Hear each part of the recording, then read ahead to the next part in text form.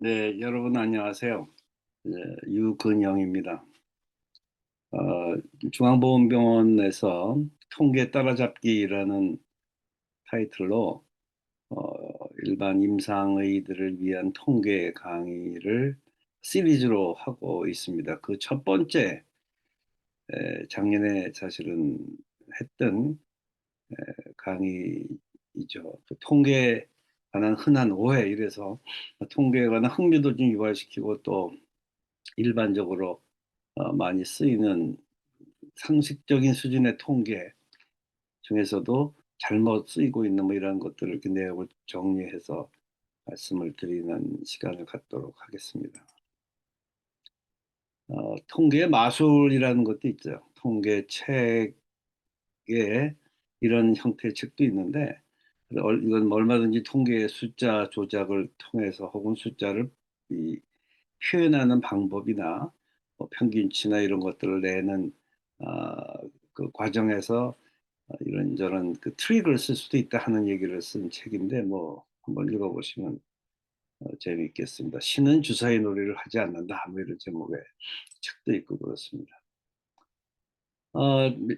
의학에서 제가 뭐 대학원에서 쭉 강의를 하는 것 중에 하나인데, 인과론이라는 게 굉장히 중요합니다. 통계 이전에 어떤 학술적인 일종의 그 과학 철학과 관련된 얘기이기도 한데, 그런 얘기 중에 이런 얘기가 있습니다. 한 송이의 국화꽃을 피우기 위해서 봄부터 서쪽 새는 그렇게 울었나 보다, 그러죠? 멋진 시인의 표현이죠. 근데 이 내용을 가만히 해부를 해보면은, 이렇게 한 송이의 국화꽃을 피운다는 행위하고 봄부터 서쪽 새가 그렇게 울었다는 행위하고가 마치 인과론적인 관계에 있는 것처럼 그렇게 보여있죠.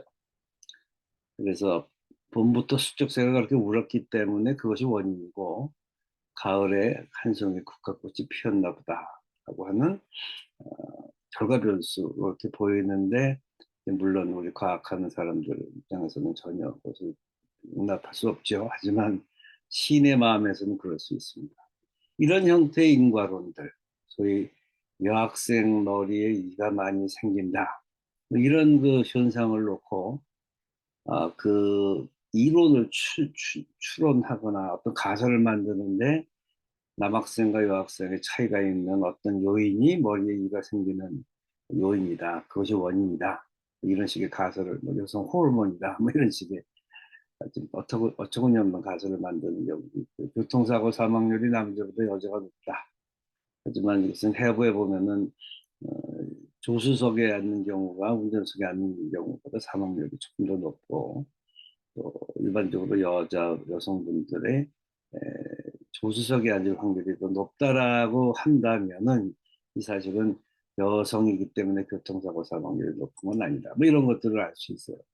우리 의학적에도 뭐 심근경, 색동, 유발효, 커피가 과연 맞느냐, 뭐 이런 논쟁거리, 자궁경부암의 원인이 매독이다, 뭐 이런 논쟁거리들 모유 수유를 하면은 유방암이 보호된다. 사실은 그게 아니라 만삭뿐만이라고 하는 더 중요한 변수가 있어서 그런 거다. 이런 등등의 얘기들이 전부 이 인과론에 관계되는 내용입니다. 이런 인과론적인 측면에서 옳지 않은 혹은 부족한 가설들을 보완해서 정리할 때 통계가 필요한 겁니다. 이 이런 이제 머리카락 성별이 머리카락 변수라는 것을 4개로 해서 이해 감염을 증가시킨다, 아까 말씀드렸던.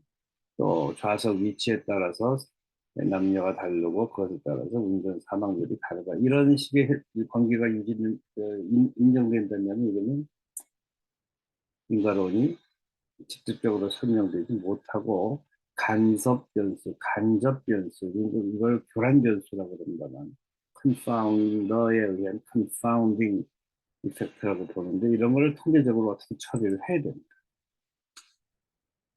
커피, 뭐 심근경색 똑같은 얘기죠. 엄마 젖을 먹이는 행위와 유방암 똑같은 그런 이론이 성립되는 예제들입니다. 제가 썼던 그 1992년에 썼던 논문이죠. 꽤 유명한 논문입니다만, 이 논문이 바로 이런 교란 변수를 어떻게 효과적으로 통제하느냐에 따라서 과학적인 논증을 해 나가느냐 안 나가느냐, 성공했느냐 실패했느냐. 이 논문은 성공했기 때문에 그 당시 최고 수준의 논문, 존스 홉킨스에서 발간하고 있는 아메리칸 저널 오브 에피데미올로지라는 잡지에 실렸던 그런 예제가 되겠습니다만, 이게 굉장히 이제 통계가 항상 이렇게 따라다니는 겁니다. 이 신석증, 이제 콩팥에 돌이 끼는 뇌와 부정, 그게 두 가지 치료법이 있는데, 배를 열지 않고 하는 수술, 열고 하는 수술, 하지 않고 하는 수술. 그러면은 배를 안 여는 수술이, 경투술이 성공률이 높은데, 실제 이게 지금 미스컨셉션이다 이거죠. 이게 인과론적인 측면으로 보면 사실은 돌의 크기라는 변수가 숨어 있어요. 돌의 크기가 적은 경우에는 개복수를 많이 하지 않고 경피수를 많이 하게 된다 이거죠. 돌의 크기가 큰 경우에 개복수를 하기 때문에 이렇게 숫자가 보이죠. 그래서 그거에 따르는 성공률을 보면 역시 개복수를 하는 경우가 더 성공률이 좋아요. 이런 사실로부터 이 잘못된 추론을 해내는 것을 방지해야 되는 게 그 인과론에 해당되는 문제고, 나중에 이걸 통계적으로 하는 방법을 가르쳐드리게 된다. 심슨스 파라독스라고. 또 하나의 그 이슈를, 통계에 관한 이슈를 하나 제기해 보죠. 어떤 치료법, B형 간염 항원 양성자의 운전율을 측정을 하기 위해서 치료법 A, 치료법 B, 그래서 52명, 48명이 100명을 대상으로 했더니 52명이 음전됐다.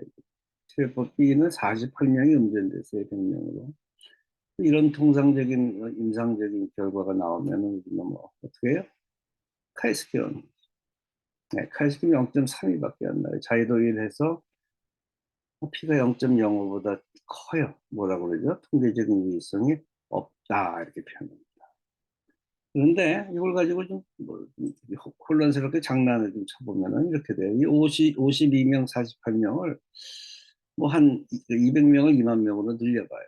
5,200명, 4,800명 이렇게 되겠죠. 4,800명, 5,200명 뭐 이런 식으로 연구를 했다라고 가정을 하다 보면 카이스키오는 32가 돼요. 이런 2x2 테이블에서. 차이도 여전히 1이고 p-value는 0.01, 굉장히 유의한 숫자입니다. 이럴 때 자, 우리 의료인들, 의사들, 뭐 과학자들 어떻게 판정할 거냐 하는 거죠. 즉 통계학적으로는 유의한 수준에 인정이 되려고 하면은 2만 명 정도를 해야 관찰이 된다. 그런 치료법이다. 2만 명이나 되는 대상을 대상으로 치료를 해야지만 유의성이, 효과가 좀 있는 이 약을 과연 쓸 것이냐 안 쓸 것이냐, 이건 통계적인 유의성하고 상관이 없어요. 그건 클리니컬 시그니피컨스입니다. 의학적인 임상적인 유의성이 어떻게 되느냐를 판단해야 됩니다. 그래서 항상 나중에도 이제 이런 그 샘플 사이즈 디터미네이션, 뭐 표본수, 산정법 이런 데서 제가 마지막에 강의를 좀 하게 되겠지만, 이런 클리니컬 시그니피컨스와 스태티스티컬 시그니피컨스는 개념적으로 다르다. 이 부분은 스스로 판단을 좀 해야 되는데, 결론적으로 얘기하면은 통계 방법이라고 하는 것은 연구자의 가설을 증명하는 과정에 있어서의 일종의 디시전 메이킹 프로세스의 보조적인 수단입니다. 객관성을 입증해주는 그런 그 과정이기 때문에 통계적인 유의성을 반드시 이용은 해야 하지만, 판단은 의료인의 몫이다. 판단은 연구자의 몫이다. 그 가설을 만든 사람의 몫이다. 이렇게 결론을 지어주고 싶습니다. 영화 도망자라는 영화가 있죠. 이 해리슨 포드가 나왔던 뭐, 그 전에도 있었고요. 이 도망자의 영화 내용이 바로 그 임상시험이고 바로 표본수에 관한 문제입니다. 유해 표본수를 산정했는데 해봤더니 유연차이가 안 나와요. 그러니까는 이제 좀 질이 나쁜 과학자, 사이언티스트들이 실험 결과를 조작하죠. 근데 그 사실을 도망자가 알게 되었고 그 사실을 은폐하기 위해서 이렇게 뭐 이제 갈등이 생기고 하는 걸 그린 영화죠. 사실 임상시험 표본수 산정에 관한 얘기가 이 도망자의 주제입니다. 그래서 이런 상당히 여러분들도 아마 이런 경우를 많이 당했을 텐데 했는데 음성이에요. 차이가 없어요. 차이가 없다 할 때 어떻게 생각할 거냐.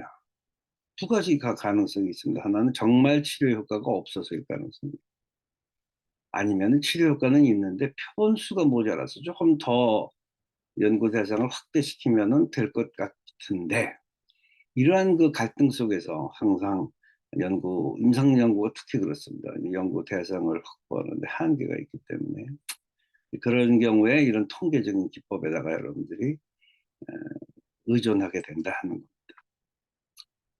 조금 다른 토픽인데, 이거 상식적인 토픽인데 뭐 다 아시겠지만 평균 수명도 일종의 통계적인 조작이거든요. 그래서 평균 수명이 뭐 예를 들어 15년에 82.1세였었어요. 남자 79.0세, 여자 85.2세.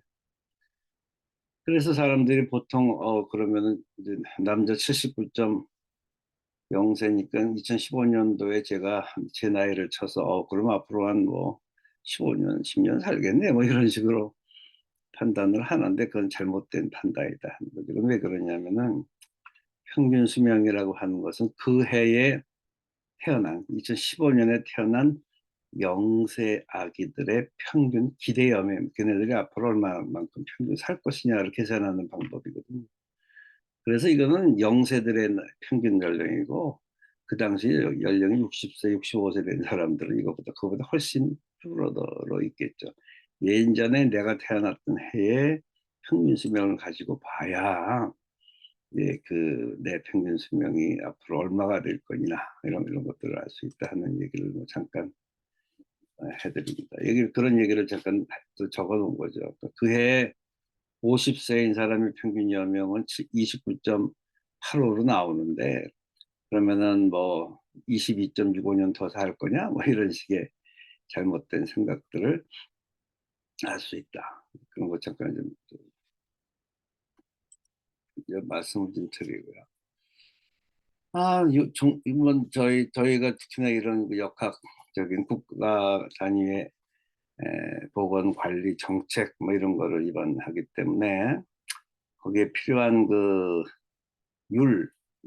일종의 보건 지표죠. 를 가지고 많이 쓰는데, 이게 왕왕 신문지상에나 혹은 전문가라 하더라도 잘못 이해하고 있는 것이 조율과 보정률입니다. 조율, 뭐 일본말 번역한 건데 사실은 영어로는 crude rate라고 그러고 보정률은 adjusted rate라고 해요. 이런 식이 됩니다. 일본의 데이터인데, 일본이 과거 암의 조사망률 crude rate죠. 지난 50년간 이렇게 쭉 증가해요. 해왔어요. 이 뜻은 뭐냐면은 암에 의한 발생도 계속 늘고 사망도 늘고, 암의 사망이 계속 늘어나니까는 이 암을 좀 어떻게 정복을 해야 되겠는데 정복이 안 돼요. 네. 오직 무슨 여러 가지 방법을 다 씁니다. 조기 검진도 해보고 뭐 담배 피지 말라고 캠페인도 해보고 뭐 여러 가지 방법, 의료 치료를 빨리 해주기도 하고 이렇게 돼요. 그런데 암 조사망률은 그런데 똑같은 데이터를 놓고 암 표준화 사망률 이런 걸로 이거를 바꿔서 한번 해보면은 계산을 해보면 말이죠. 이 빨간 줄이 쭉 올라가다가 또 끊어지기 시작하죠. 즉 어느 시점 이후에서부터는 이 암 사망률이 감소하기 시작해요. 일본에서 연령 표준화율로 계산을 하면, 소위 보정률로 계산하면 감소하기 시작합니다. 이게 도대체 무슨 뜻이냐?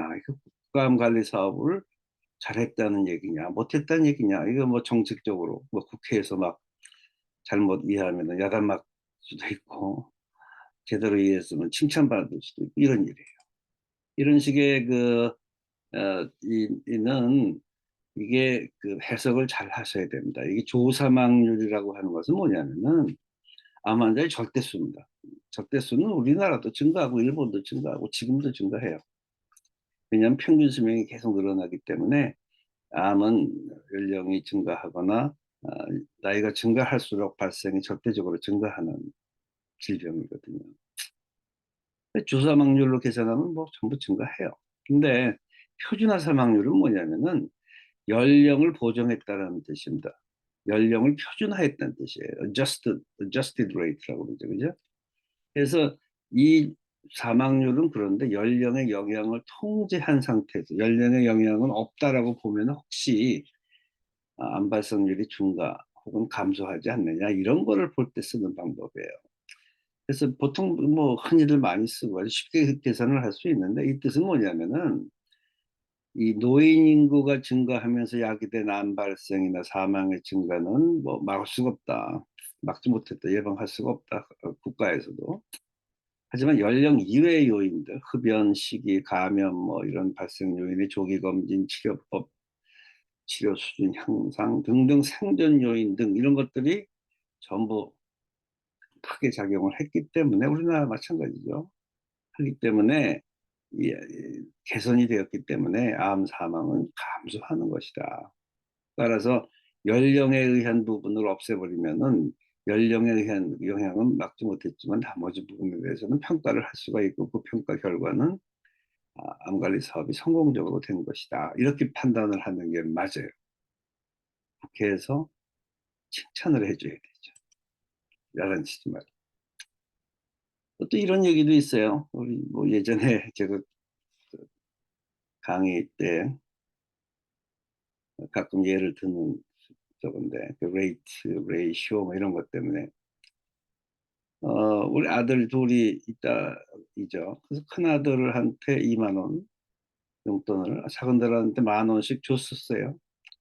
그러다가 아버지 월급이 늘어나서 공평하게 2배씩 인상을 시켜줬어요. 2만 원은 4만 원으로, 1만 원은 2만 원으로 이렇게 해줬어요. 그랬더니 어떤 결과가 나왔겠어요. 대단히 논리적이고 합리적인 정책 결정이죠. 근데 작은 아들 경우에서는 입이 삐쭉 나와요. 왜? 그전에는 1만 원 차이였는데 다시 지금은 2만 원 차이가 됐어요. 나는 불만이다.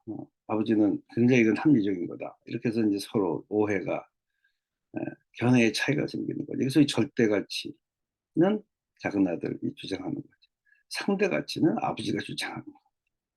즉, 절대가치는 행정적인, 실질적인 측면에서는 절대가치에 관심이 많고, 학술적인 측면에서는 상대가치에 관심이 많습니다. 상대가치를 평가해야 이 질병이 어떻게 변화하는지를 알 수가 있어요. 근데 행정적인 측면에서는 빨리 어떻게 막고 의료 지원 서비스를 하고 뭐 이런 그 예산이 얼마가 들고 이런 것들에 관심이 많기 때문에 그런 경우는 절대가치에 관심이 있는 거죠. 물가 상승액보다 물가 상승률이 관심이 있는 경우도 있고 반대인 경우도 있죠. 금연 사업에 의한 폐암 발생의 감소분이 중요하냐, 감소율이 중요하냐.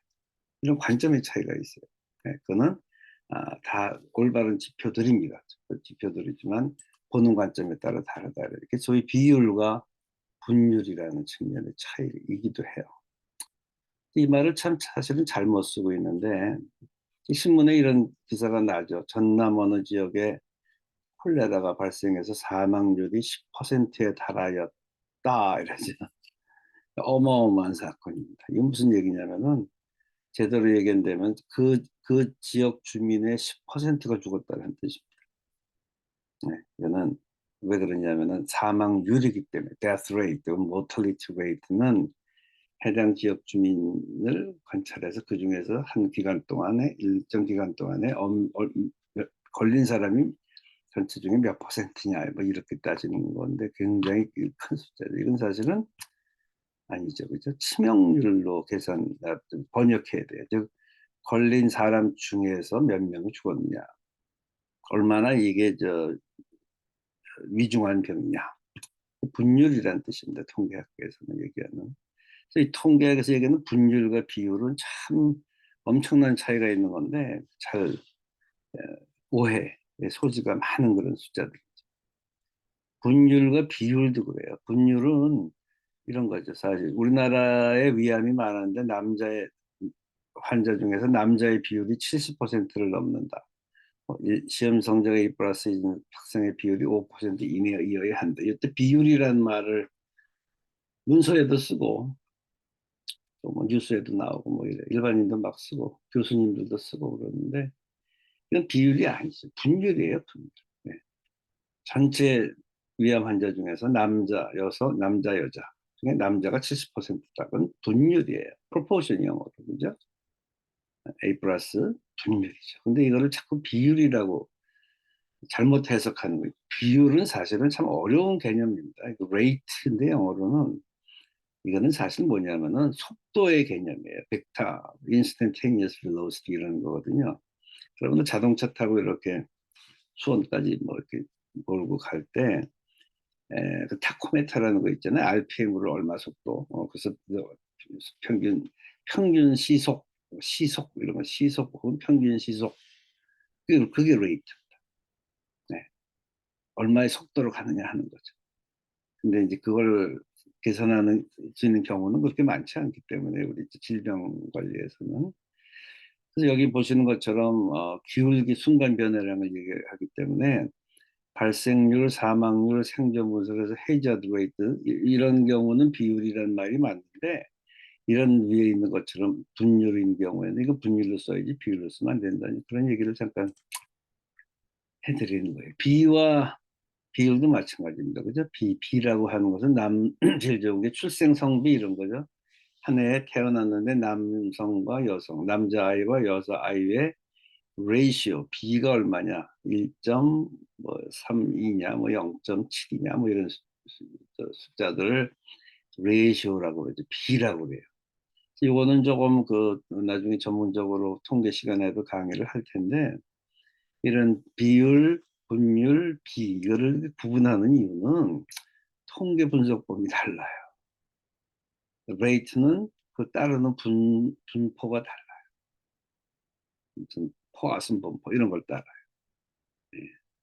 그다음에 프로포션은 이항 분포를 따라요. 레이시오는 조금 더 복잡한 분포를 따라요. 예. 그래서 그에 대한 분석법이 다르기 때문에 자기가 쓰고 있는 지금 저 변수의 정확한 그 개념이 비냐, 비율이냐, 분율이냐를 좀 알아두셔야 되는데, 그 나중에 시간 돼서 말씀드리겠습니다. 평균치로 속이는 법, 뭐 이런 것도 있죠. 평균치는 세 가지 방법. 평균치라는 게 뭐죠? 뭐, 관찰된 숫자의 만큼의, 이제 n개만큼의 그 숫자가 있을 때 그 다 합해서 n개로 나누는 값이죠. 그걸 보통 산술 평균이라고 그러죠. arithmetic mean, 전체 유지하격자의 소득을 합해서 회원수로 나눈 값, 심플한 값이죠. 근데 미디안이라는 것도 있죠. 중앙치라고 그런다. 이거는 절반 정도에 해당되는 사람. 전체 1등서부터 뽕두까지 쭉 이렇게 늘어놓은 다음에 제일 숫자적으로 가운데 있는 사람, 50등 하는 사람. 소득이 얼마냐? 5천만 원이다. 이런. 최빈치는 그거 상관없이 전체 유자격자 중 가장 많은 연봉을 받는 사람. 최빈, 가장 높은 율을 갖고 있는 사람이 얼마야? 3천만 원. 그래서 이게 실제로 항상 같지가 않아요. 네. 그런데 경우에 따라서 자기들이 유리한 쪽으로 평균을 표시할 수도 있다. 뭐 드론 조종자 자격증 연봉이 자격증 전문 학원에서는 1억 원 되니까 뭐 많이 지원하세요. 이런 거고 납세에서는 한 5천만 원 될 거예요. 어떤 사람은 에이 실제 3천만 원밖에 안 돼요. 이게 다 왜 그러냐? 평균, 중앙치, 최빈치로 자기가 표현을 하려고 하는 그런 의지 때문에 이런 다른 용어들이 나오는데 그런 걸 좀 알아보시고 나중에 이제 표준 분포, 정기 분포 얘기를 하면서 이런 것들이 나올 수가 있어요. 그래프의 가치죠. 그래프의 가치는 이거 제가 뭐 사실은 굉장히 제일 좋아하는 그래프 중에 하나인데 제가 예방의학에서 역학 그리고 암역학 특히 유방암을 전공을 해서 공부를 많이 했던 논문을 많이 썼던 이유 중에 하나인데 여기 보시면은 이게 뭐냐면은 아시아 각국이죠. 아시아 각국의 유방암의 연령별 발생 곡선이 어떻게 되느냐 이런 거예요. 0세 이땐 당연히 없겠죠. 내가 이렇게 45세, 49세, 50세 근처가 폐경기입니다. 폐경기까지 쭉 올라가다가 또 끊어지고 이렇게 떨어져요. 이제 폐경 이후가 되면 유방암 발생은 이렇게 낮아지죠. 근데 어느 국가들 가면 그게 조금씩 이렇게 올라가요. 그죠? 이렇게 올라가다가 어떤 국가들, 이런 국가들 가면은 이게 올라가다가 그냥 올라가요. 예. 이런 그래프를 놓고 이 질병의 원인이 뭐냐? 아마도 저 폐경 이전과 이후가 다른 것은 어떤 호르몬의 차이인 것 같다. 근데 폐경이 지나도 올라가는 그런 국가의 여성들은 아마도 다른 어떤 요인이 작용할 것이다. 뭐 그게 지금 비만 쪽이라고 지금 가정을 만들고 지금 증명을 여러 측면에서 하고 있는데, 뭐 그런 그 연구의 가설 증명 이런 것들을 할 때도 이 그래프 가지고 굉장히 많이 표현을 하고 이용 가치가 아주 높은 분석 방법 중에 하나입니다. 그렇지만 이게 얼마든지 눈속임을 할 수 있다 하는 얘기죠. 이게 라이트 스큐드 분포라고 그러는데, 그 분포도 뭐 이렇게 잘못됐습니다. 이런 분포도 일로 가는 거죠. 이걸 로고 트랜스포메이션을 해주면 직선이 되고, 여기도 이렇게 마찬가지로 오른쪽으로 갑니다. 이것도 이런 스큐드 분포도 뭐 이렇게 Y 쪽을 갖다 갖다 해주면 직선으로 가기도 하고, 뭐 이런 식의 얼마든지 변수 변환을 통해서 로가리즘믹 트랜스포메이션 등등등 해줄 수 있다 하는 얘기. 그다음에 이제 뭐 이따가 나중에 하여간 이 통계 강의 때 본격적으로 어떤 얘기를 해드리겠다 이런 건데, 그 중에 하나가 상관회귀 분석입니다. 그래서 상관회귀에 관한 예 중에 하나를 우리 국군 수도병원에 계시는 지금 그 내분비 전문의께서 저한테 뭔가 보내줬던 글입니다. 당 섭취와 대사 지질에 관해서. 그래서 여기 보시면은 뭐 식품 자체의 당의 섭취 증가와 위험도와는 상관관계는 통계적 유행 결과를 보이지 않는데, 뭐 이런 식의 말들을 써요. 이 상관관계 뭐 이런 말이죠. 상관관계가 뭐냐? 라는 거에 대한 개념이 또 잘못되어 있어요. 오해가 많아요. 상관, 또 관련성, 뭐 그다음에 나중에 리그레션, 회귀 뭐 이런 거에 대해서 막 혼동돼서 쓰고 계셔서 그걸 한번 정리를 해드려야 된다 이런 얘기인데, 그 상관과 회귀는 통계 분석 방법으로 차이를 설명해 드릴 건데, 그 이전에 관련성이라는 말이 있습니다. relationship 혹은 association, 이게 더 중요한 거죠. 이게 어떤 질병의 원인이 무엇이다, 어떤 질병의 예후는 무엇과 관련이 있다 라는 거를 표현할 때 쓰이는 것입니다. 이건 굉장히 중요한 건데, 이 association이나 relationship도 되게 크게 두 가지로 나눈다. 하나는 통계적으로는 관련이 있는데 현상적인 어, 임상적인 의미는 없다. 그럴 때 통계적인 관련성이 있다 이렇게 표현하는 거고, 인과적인 관련성, 그럼에도 불구하고 인과적인 관련성도 있다까지 있다 이렇게 표현을 하게 되는 경우는 인과적 관련성이 있다. 우리가 궁극적으로 알고 싶어하는 것은 바로 이 부분이죠. 인과적인 관련성. 이런 관련성이 있는지 없는지를 판단하는 방법에 주안점을 둬야 되고, 상관회계는 그런 보조적인 수단입니다. 그건 이제 나중에 통계 시간에 얘기를 하죠. 상관회계는 여기 있네요. 상관회계. 상관하고 회계는 개념이 달라요. correlation, regression이죠. regression은 y 변수의 x에 대한 의존성을 평가합니다. correlation은 두 변수의 상호 의존성을 평가합니다. 이건 dependency를 평가하는 방법은 interdependency를 표현하는 겁니다. 그래서 쉽게 얘기하면은 두 변수의 관련성을 R로 표현하고 회귀방정식구하고 그러는 일인데, 쉽게 얘기하면은 그 인과성이 있느냐 없느냐, 즉 연령과 신장 어떻게 돼요? 신장은 연령에 의해서 결정되죠, 그렇죠? 네. 독립 변수와 종속 변수가 명확하게 존재하죠. 이럴 때는 회귀 분석을 합니다. 음주량과 혈중 OTPT 회귀 분석. 하지만 가슴 둘레와 발의 크기, 뭐 숫자적으로는 뭐가 나오는데 뭐가 뭔지는 모르겠어요. 그죠? 일단 상관 분석. 체중과 수면 시간, 뭐 체중이 늘어서 시간이 많아졌는지 수면 시간이 많아서 체중이 늘어났는지가 알 수가 없잖아요. 이런 경우에는 이제 상관 분석을 하는 게 맞다. 이런 식의 통계 논문에서 많이 상관 분석을 하는데 이게 왕왕 무지하게 많이 잘못 표현한 것들입니다. 이거는 이 나중에 통계 시간에서 여러분들에게 얘기를 좀 하겠습니다. 이건 뭐 한번 읽어보세요. 캐니어를 받지 못하는 10가지가 있습니다. 연구 업적이 단 한 편. 나중에 한번 보십시오. 제가 어찌됐건 지금 프로보킹 세션입니다. 통계가 의학에 반드시 필요하고 여러분들이 반드시 알아줘야만 되는 그런 방법이고, 근데 이 학술적인 여러분들의 연구를 뒷받침한다는 의미에서의 통계뿐만 아니라 실제로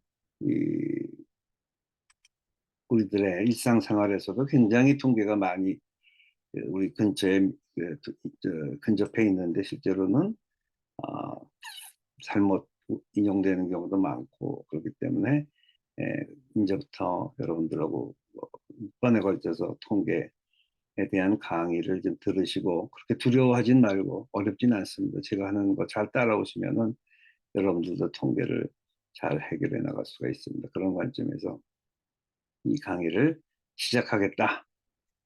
앞으로 한 6번, 7번, 5번 정도까지 여러분들에게 말씀을 드리겠다 하는 취지의 강의를 하겠습니다.